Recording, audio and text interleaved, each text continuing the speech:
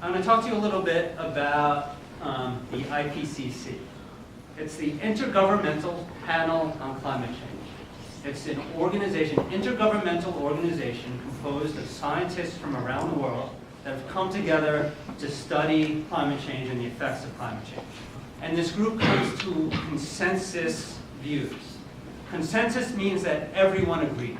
So one thing that's important to understand when you look at consensus views of an organization is that people have a wide range of views.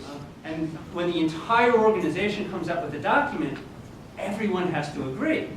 So that's why a lot of people kind of made a big deal about this report when it came out last year, because this super conservative organization is all of a sudden saying, we got to move, folks, right? And in that report, they said, and again, conservatively, optimistically, we have a small window of opportunity to avoid the worst impacts of climate change, impacts that are existential for entire nations. And then just a few weeks ago, a new report came out, and it talked about how several hundred million lives are at stake if we don't do something soon. Oh, and by the way, if we do something, it's actually going to help with global poverty, the other positive effects as well. So very quickly, I want to show you the simulation. This is actually really, you guys are privileged to see this, because almost no one in the world can see this. This is a new version of simulation. This was developed by MIT in an organization called Climate Interactive. There are tens of thousands of parameters. When you change one of these sliders, it runs about 38,000 equations. This comprises what we know about climate change and what the effects of doing different things have on climate change. So let's say all of a sudden you are President of the United States, okay? I'll give you guys 5 things you can do. Give me some suggestions. What do you want me to do? The policy would be taxing carbon. Taxing carbon, carbon price. All the way up.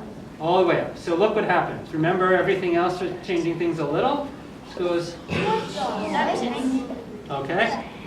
Because what happens, all right? Because what happens, right, is now we've incented renewables. So it doesn't matter. If I move this, it doesn't change.